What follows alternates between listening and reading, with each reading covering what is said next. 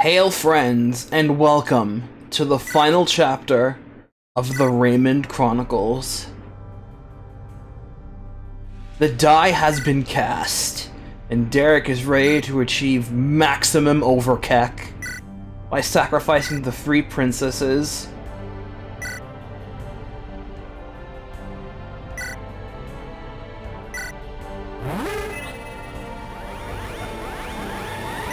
Also, he's a massive asshole.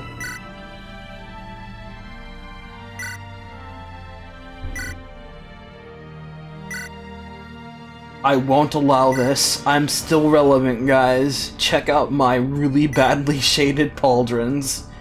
God, they look so bad.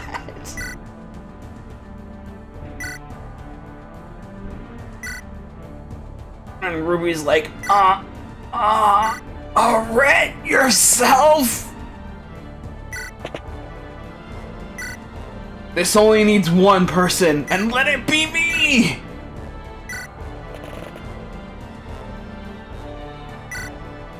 What is Ga, the ritual? Oh, I'm seeing some typos in here, and grammatical errors. Ruby has le poofed,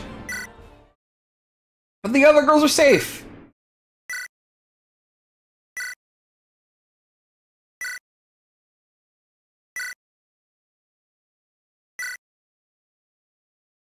Huzzah, she's okay.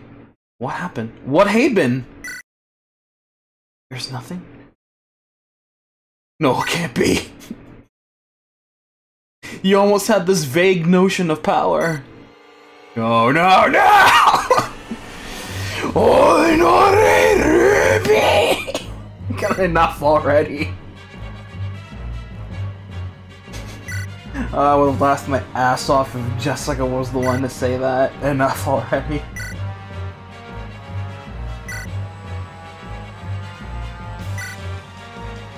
And then I'll simply try again. He's the Terminator, that's for sure.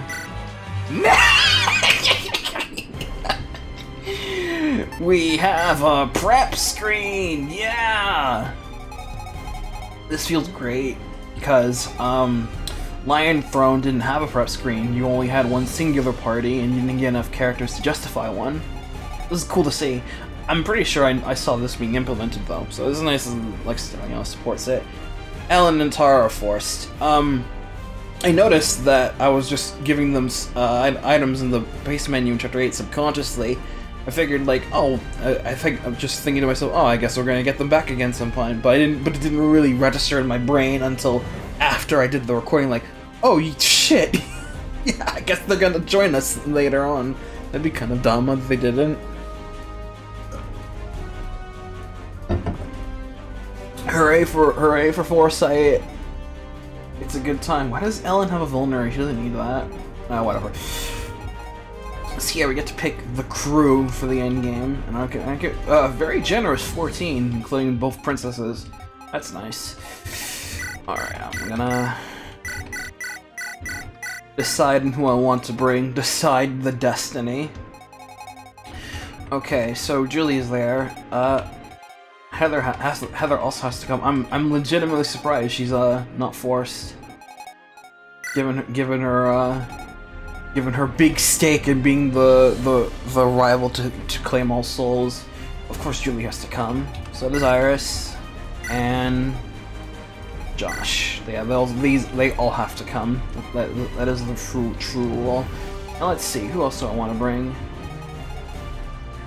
I'll bring Galthax. Josh will lynch me if I don't. Edmund. Winston and Michelle. Ryan for Julie. Amy, I gotta. Oh, this is legitimately difficult. Choosing between Tuck and Jessica. I like both of these, and I wish I could bring both. Oh, poops. Oh, this sucks.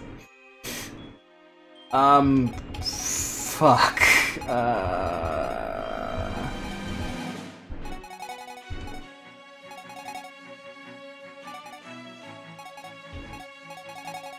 Tuck. I want more dudes than women, sorry. Gotta keep it balanced. So let's look at this map, check it. Check out this crew right here. Bunch of it's nice to have, even with only 10 chapters, it's still nice to have a final chapter. We still see tier 1 enemies. I don't know, something about that and seeing that in Fire Emblem just kinda makes me feel good. I don't think any of these guys have anything really special about them other than the fact that the shaman are just like, come here if you want to die with our auras and we got you fam. Still no axers, like legitimately no axe users or heroes, and that makes me very sad to see. Got some cavaliers though, and a lot of Dracos. I'll go over the bosses in a little bit. I actually just want to reread my items now. Alright, what do I want up front? Let's see.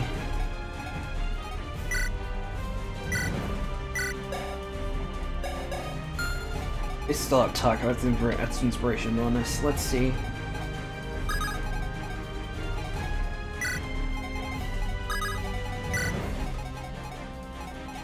Feels wrong not to have the from the GBA, from the actual GBA games. Just that's some weird feels to have in them.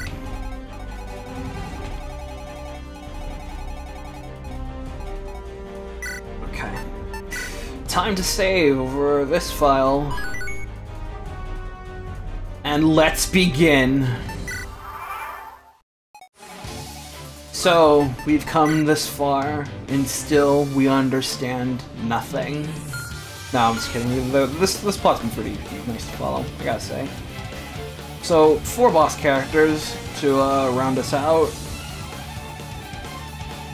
And Bradley over here.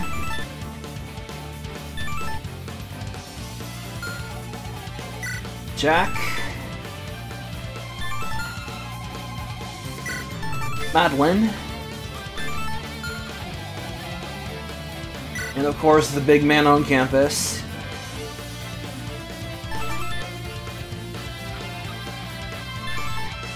Gotta go over all of these in due time, so this will be fun.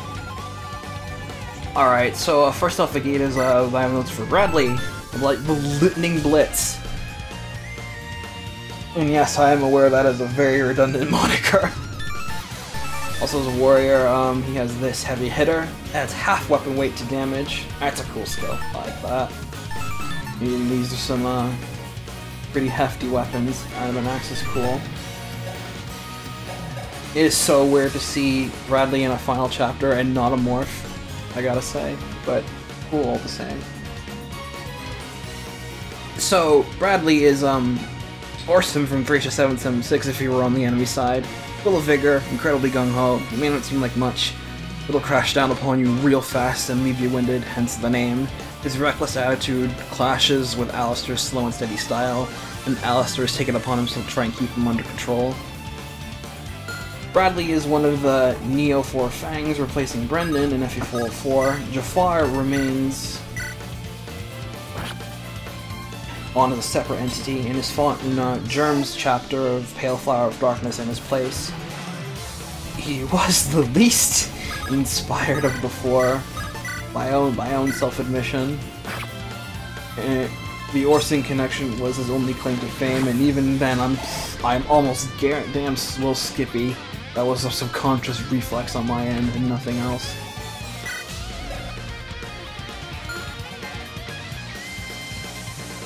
I always did feel kind of dirty using the post-Ellawood credits. Post-credits Ellawood as the base for his sprite. Well, they got the Orson-esque look down mostly, and well, that's all that mattered.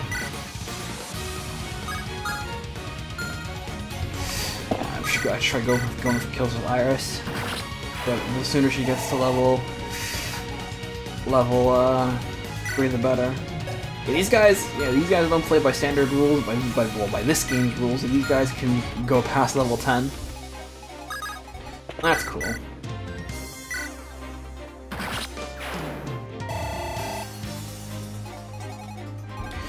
We have Jack over here. Good Quicksilver. He's got critical as his class skill. I mean, Julie will get that when she hits level 3. A Bolt Blade and drops an Adamant Sword. And we give you good tech just in time. As well as Madeline, the Violet Maiden, and Jack's lover. Sage has also a pretty good skill called Meta Magic, which is an automatic skill. When this skill is charged, the next attack that this character makes will have an increased AoE effect of 1, even standard spells. That's awesome! It's Chrono Ward, good, I need a second one, as well as Fireball! This spell is oof. It also hits a large area like Blizzard, but it does much more damage. I have to mark her carefully. So, yeah, Jack and Madeline are best talked over as a pair. Quicksilver Jack and Violet Maiden Madeline. A Bonnie and Clyde sort of duo. Vagabond's really trying to survive the world at large and keep the relationship going on for as long as possible. Especially inspiration range going. I really need to give talk about another hand axe. That was a mistake. Jack and Madeline are seen as, well, I guess chaotic neutral would be the best way to describe them. They could quite easily ditch Derek, or whoever they would be working for, if it meant their continued survival. The two work in tandem, and bear a calling card of sorts. Madeline conjures up a blizzard to obscure their target's sights and potential witnesses' visions.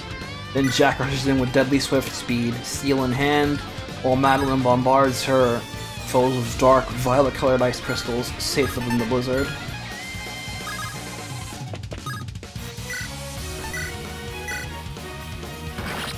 The way they work earned them their monikers. I wonder what skill Ellen's gonna get. Oh, because she gets rally too. That's cool. That's fine. I do like the fact that both Ellen and Tara are based off of different tier 1 builds, so they have different tier 1 skill sets to use that sets them apart. That's cool. I like that. So Jack and Madeline are dual XPs each. Naturally, they serve as the Lloyd and Linus roles as the Neo 4 Fangs and MK404. Thunder. This one. But they also served as XPs for Kyosuke and Excellent of Super Robot Tyson Original Generation, who are also present in FE404 as playable characters. Jack is the silent, stoic swordsman with a penchant for few words, while Madeline is his manic pixie dream girl, flaunting her beauty and massive ego wherever she goes. They do have the skill to back it up, so their pompous attitude is justified. This was the driving point in both of their designs, and I feel that it worked out at some level. Jack even has a quote with Songer in FE404. They tried to do that since their stoicism personalities were quite similar. I thought that would be a good thing to address. Alright, come at me. Let's go. First turn. I don't think I really need the rally. The final boss of the Lion Throne was was kind of similar to how Derek is statted. We'll go over that in time. But best case scenario, he would be easily crushed by the critical skill. Especially since there are no brave weapons here. You get brave weapons in the Lion Throne, and you can get off a dual crit with a brave bow, with it procced. Oh, ow, hing, please, mercy. And he just completely ate through the boss's health. Like he was no threat to anyone after that. So that's my easy out. I'm gonna say it like every single turn. Time to talk about him. The big man. the true cheese, the final boss. Heather, Mariah's sworn enemy. So yeah, he's got big stats going on right now. And he has a defense aura. That's cool. An ancient evil artifact. His powerful personal weapon weakens enemies on hit. He has some things going for him. So this guy has Marcus Stationary. He has Imperial Wards, which is this bonus, which the bonus of the final boss Lion Throne also had. Gives him all of his core stats +5. And this, the final boss did not have this. Rex Aegis. This is a skill that other stationary bosses did have in the Lion Throne after a point. Avoid 500 and defense 100 against enemies further than 2 tiles away. Basically, fight me on my terms or don't fight me at all. And that's pretty hot. This lore dump has been 12 years in the making since its appearance in MK404. Pull up a seat. Josh, I hope you're listening. 35-year-old Derek Balzac was once a fine, upstanding, and promising young Draconite of the Arcean military, and close friends with the legendary Alphonse Maria, who was 7 years his senior. The man had some scruples, but nothing that could have been ironed out with some diligence and grit. He was the favorite son of his people at a point.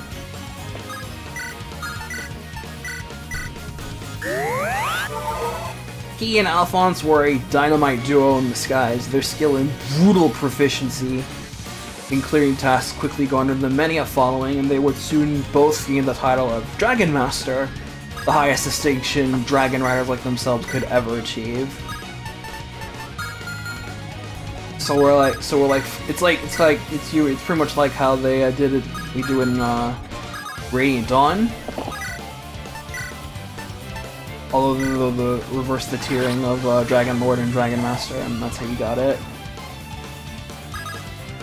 Soon, however, the skill gap between the two men began to widen as the years went by. Alphonse was also a former war hero. He was present during the conflict during the MK404 timeframe.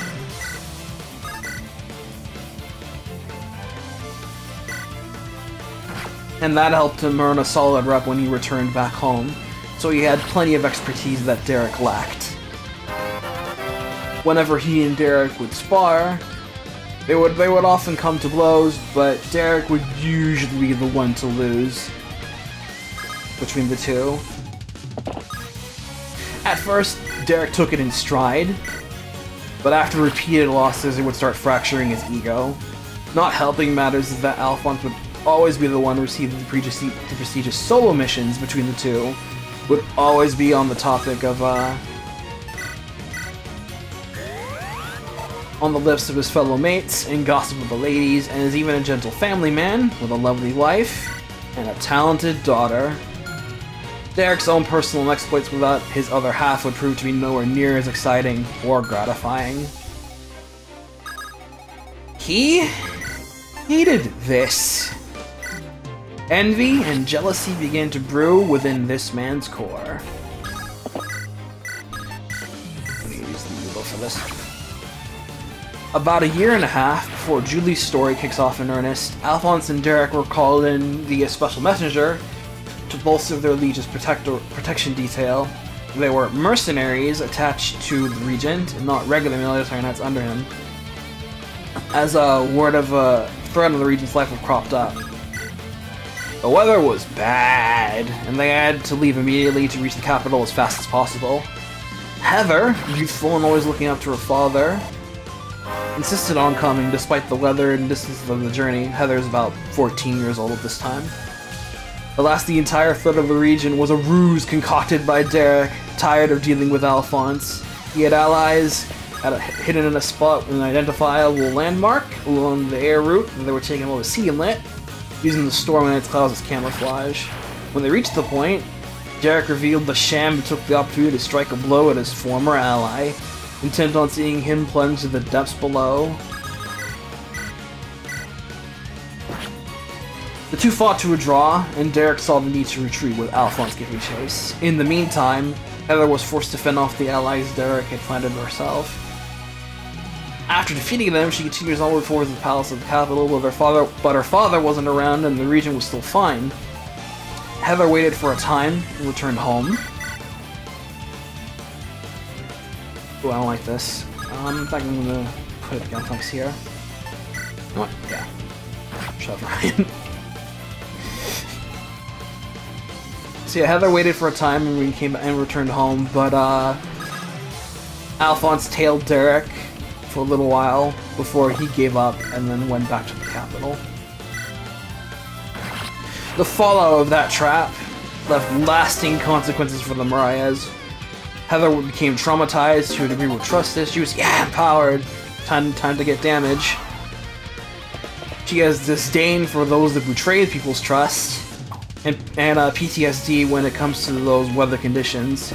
Seeing Draco nights, it was really stormy. And Alphonse's record of duty being permanently stained over his lateness and arriving into his summons, and the circumstances surrounding it.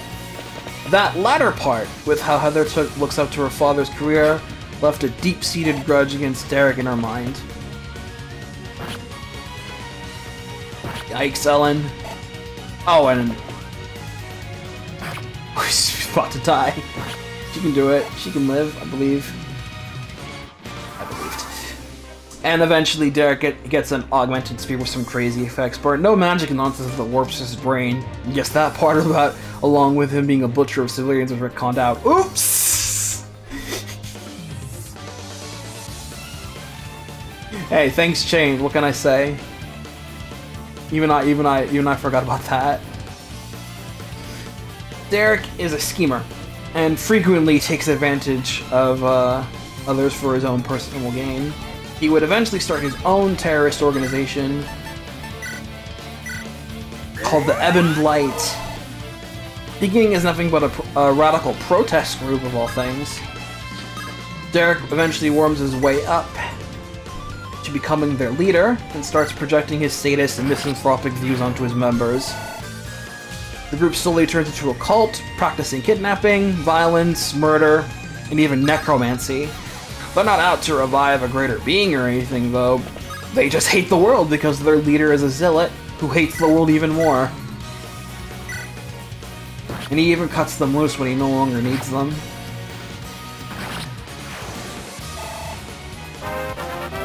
Derek's influence spreads across the continent of Arcia, putting in both its own military forces and the Perseus Silverwing Academy into overtime trying to stop him.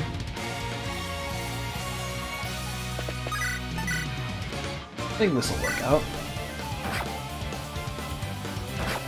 He is, in every single way, the driving force and final boss of Heather and Anne's story.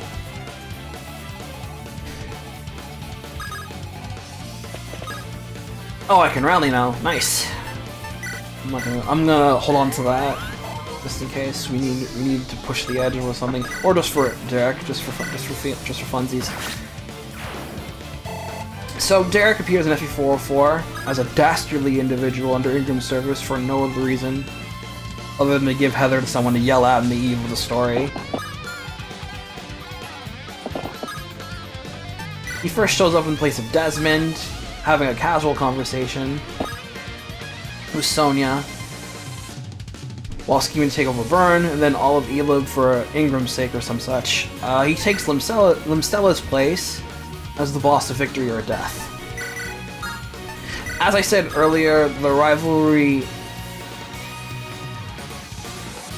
between him and Heather was barely touched upon in-game. Outside of some passive dialogue and their boss quote, nothing of real substance was ever made plain or concrete. Even their mentioning of Alphonse was very vague and could have meant anything. The approach BB Hood took, Oh, I better skedaddle. I'm like hovering over Madeline's attack range. The approach people who took to this angle is one of the most rational ways to interpret this, so I can fault no one save for myself for not having the foresight to plan this out better. Oops. Derek's main inspiration was taken from a slightly unlikely source. The Machinery Children from Super Robot Tyson OG2 cloned super soldiers in the form of young boys with a tenuous grasp on reality and prone to laughing mad. They pilot a fairly powerful super robot and have a foreboding theme song when engaged in combat. All ideal traits for Derek's character to emulate. Derek's mount, Gramadon, also engages in combat even without his rider and is a very brutal beast. I tried my best to give him a fairly imposing figure, or at the very least insane, with the baggy eyes, messy hair, and studded sable armor. This ability to self-recover. Although I may only delve into enriching his character every now and again, Derek is a long-standing figure with a lot of clout, and he has a massive influence in shaping Heather and their history, and not only their story, but portions of Julie's as well. He is all-powerful.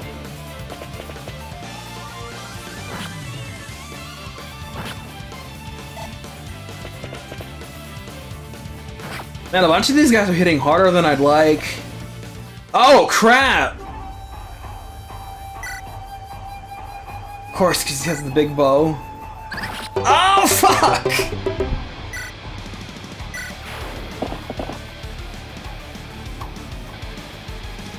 Damn, I got hit by a 30. Oh, Jesus, please, mercy! At least he doesn't get doubled. Oh boy, I erred tremendously. Jesus.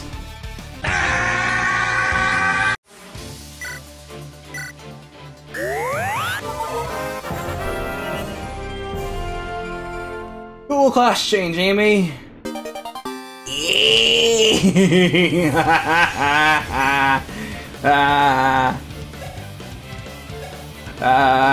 Being able to use dark magic is kind of fun.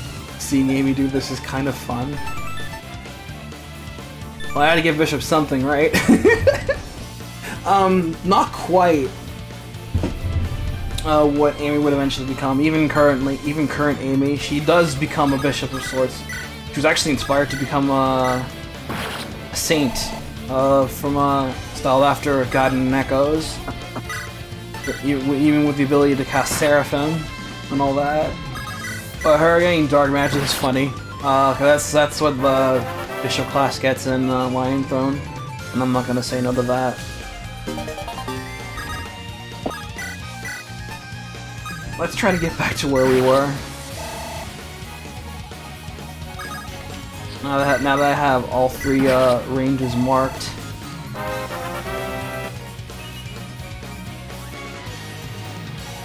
And ready to go, as long as I stay carefully out of the range of the big cheeses, we should be okay.